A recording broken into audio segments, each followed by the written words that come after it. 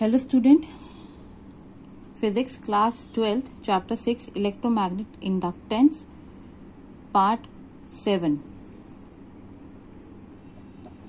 Now today's topic is self induction and self inductance. So while going through this topic I have to discuss three main points, that is the self induction, inductor and inductance. ये तीन words हमारे इस derivation के दौरान आएंगे. तो self induction it is a process, inductor it is a device and inductance is a property of a inductor. So ये जो हमारा इंडक्टर जो डिवाइस है, it is a device which temporarily store magnetic field को temporary store करता है. वैसे ही काम करता है जैसे हमने इलेक्ट्रिसिटी के अंदर कैपेसिटर काम करता है. कैपेसिटर का क्या काम होता है? It temporary store the electric field.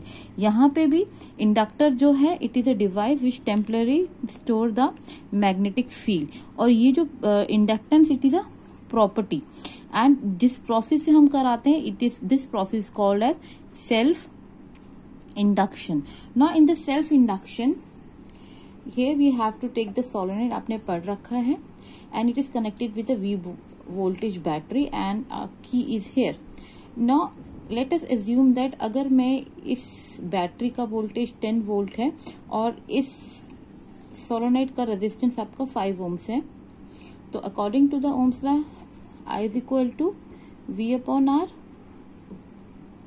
V upon R तो आपका क्या हो गया? यहाँ पर आपका आ गया 2 एम्पेयर्स. इसमें करंट आ गया, तो करंट आपका क्या है? 2 एम्पेयर्स. नाउ ये तो सिंपल हो गया आपका कि आपने 10 वोल्ट की बैटरी लगाई है, इसका रेजिस्टेंस R है 5 ohms and you will get a current of 2 ohms. Now सोचिए कि जैसे ही मैंने ये स्विच ऑन किया, सर्किट को क्लोज किया, क्या इमीडिएटली मुझे 2 ओम्स का करंट मिल रहा है? और it will take some time, may be in micro seconds, not exactly कि एकदम ही आपको सीधा ही 2 ओम्स मिल रहा है. तो क्या होता है, अगर मैं इसके बीच में आपको एक ग्राफ बनाती हूँ, if I draw a graph, ठीक, यहाँ पर हम टाइम लेते हैं और यहाँ पे हम सपोज करंट ले लेते हैं.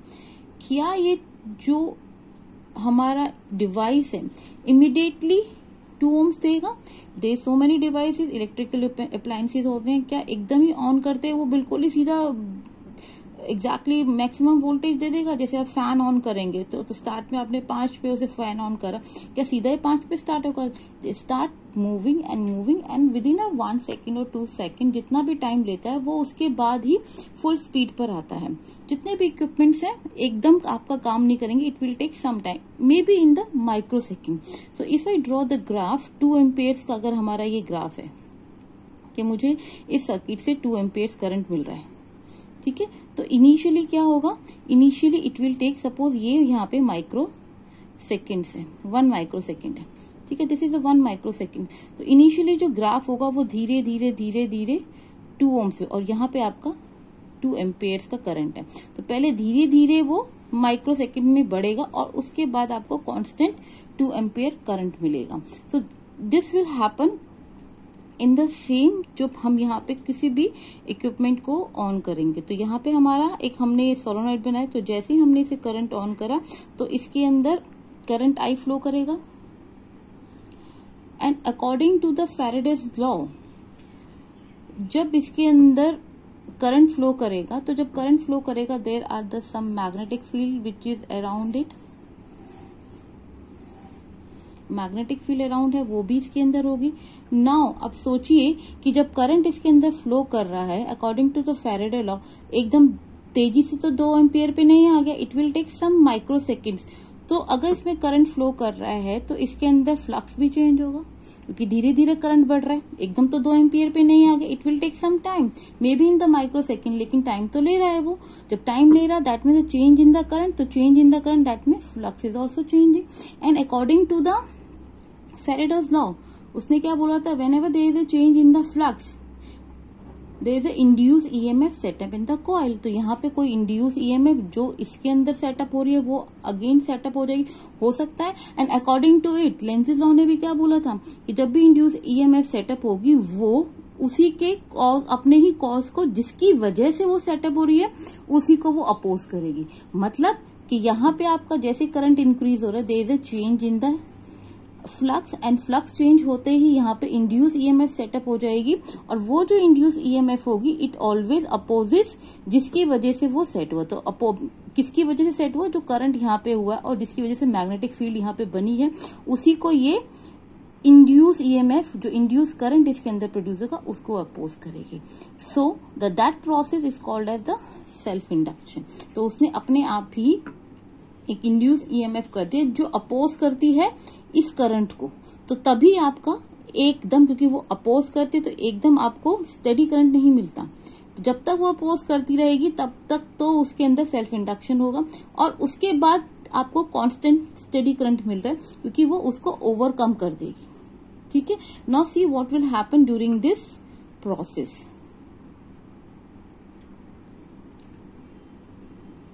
नाउ अब यहाँ पे क्या हो रहा है, you can see that the current is changing. क्या चेंज हो रहा है? Current changes.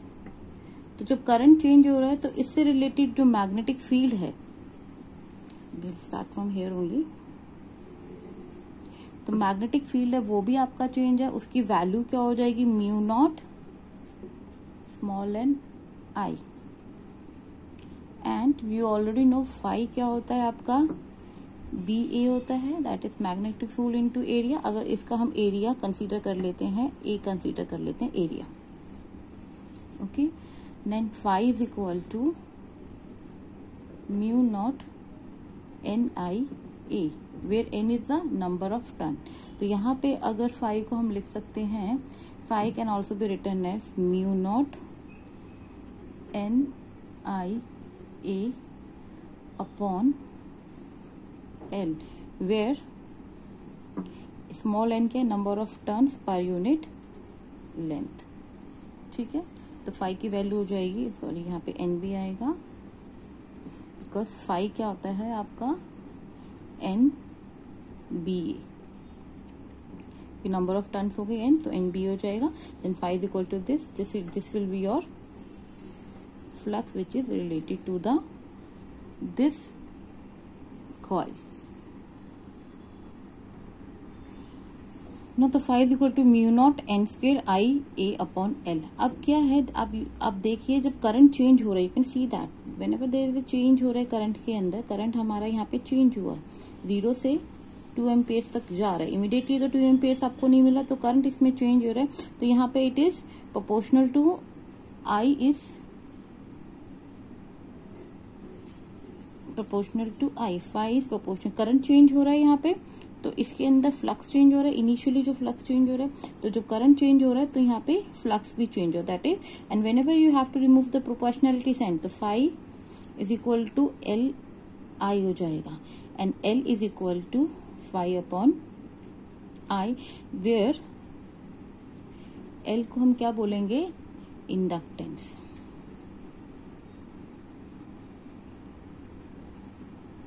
It in same उसी तरह से रहेगा जैसे कैपेसिटेंस रहता है एंड द रेजिस्टेंस रहता है, and it will not depend on phi और आई पे डिपेंड नहीं करेगा, it's depends on dimensions, means number of turns पे डिपेंड करेगा एंड शेप ऑफ कॉइल की शेप पे डिपेंड करेगा। तो I is equal to phi upon, L is equal to phi upon I, it is called inductance. Now I want to tell you about something about the inductance.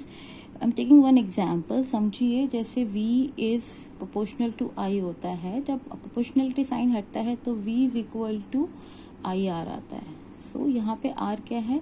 यहाँ पे resistance है। अब आप बताइए resistance क्या voltage और current पे depend करता है? No, it is a internal property of a material पे डिपेंड करता है, it depend on the material.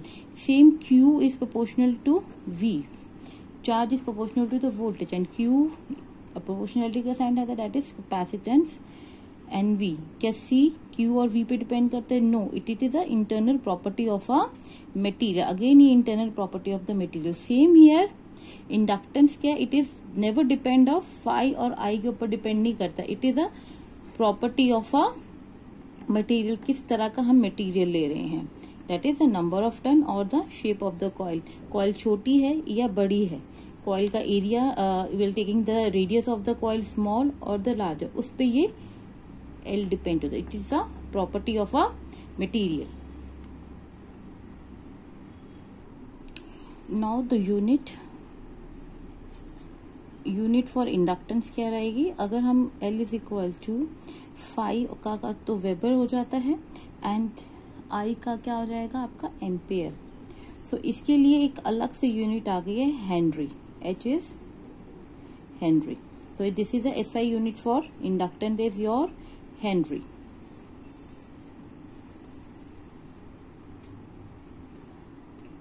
Now if we take for n turns, n turns के लेंगे तो L जो होगा आपका n d 5 by I हो जाएगा, एंड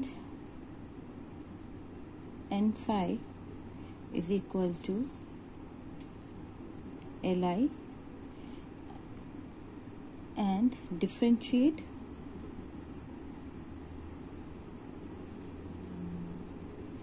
both the sides. इसको डिफ्रेंशिएट करेंगे विद रिस्पेक्ट टू टाइम के रिस्पेक्ट में करेंगे, विद रिस्पेक्ट टू टाइम से करेंगे तो n d5 by dt हो जाएगा, and L di by dt हो जाएगा. Now from the Faraday's law, you know d5 by dt is your minus E होता है, एंड यहाँ पे मैं लिख देती हूँ according to Faraday -5 is equal to d5 by dt. ठीक है, and L di by dt.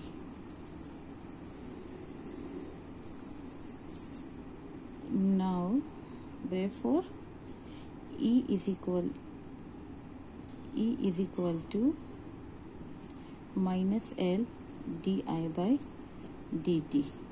And जो ये नेगेटिव साइन है इसको हम बैक EMF भी बोलते हैं. इसको हम जो निकल कर आए, this is also called back EMF, और this is your self inductance. This is your self inductance.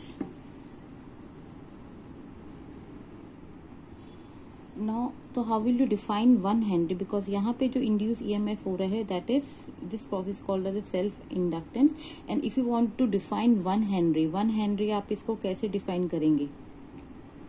1 Henry कैसे define करेंगे? when the rate of change of current in a coil,